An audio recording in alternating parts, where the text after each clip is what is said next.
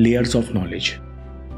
जब भी आप कोई काम ध्यान लगाकर बार बार करते हो तो आपको पता नहीं चलता, लेकिन सबसे पहले आपका दिमाग नोटिस करता है कि काम की सफलता के लिए कौन सी कंडीशन जरूरी है, यानी कौन सा डेटा इंपॉर्टेंट है। फिर जरूरी डेटा के पैटर्न्स बनाकर रिकॉर्ड कर लेता है। दिमाग इस काम में एक्सपर्ट है, कई हजार वर्षों से करते आ रहा है।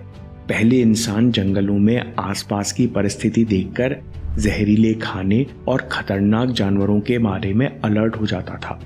इसलिए आज इंसान का दिमाग एक अच्छी पैटर्न रिकॉग्नाइजिंग और माहिर प्रिडिक्शन मशीन है।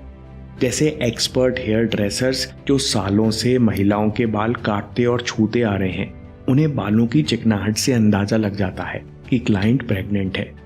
या एक्सपर्ट ड्राइवर को 200 मीटर या 300 मीटर दूर से ही अंदेशा हो जाता है कि आगे कुछ गड़बड़ होने वाली है। क्योंकि जब भी आप कुछ बार बार अनुभव करते हो तो आपके कॉन्शियसली बिना सोचे दिमाग कैलकुलेशन करके डेटा स्टोर कर लेता है।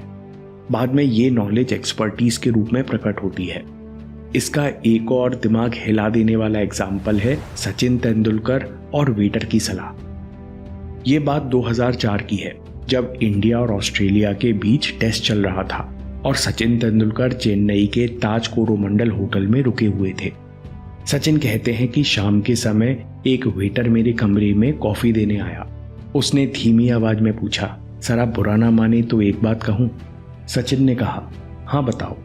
वेटर ने कहा, सर मैंने देखा है कि जब भी आप एल्बो गार्ड पहनते हैं तो आपके बल्ले का स्विंग बदल जाता है। आपके शॉट्स देखकर लग रहा है कि एल्बो गार्ड के कारण आपको रिस्ट मूवमेंट में दिक्कत आ रही है। सचिन कहते हैं कि वो वेटर 100% सही था।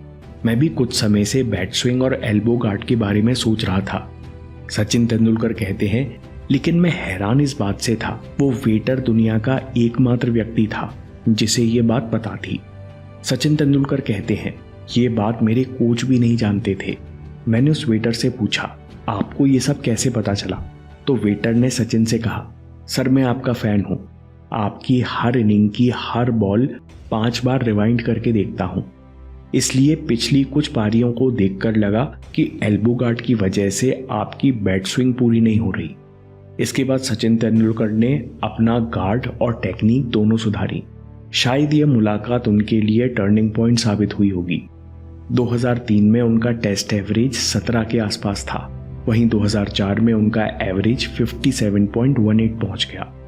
दोस्तों, ये पावर है ऑब्जर्वेशन और रिपीटिशन की।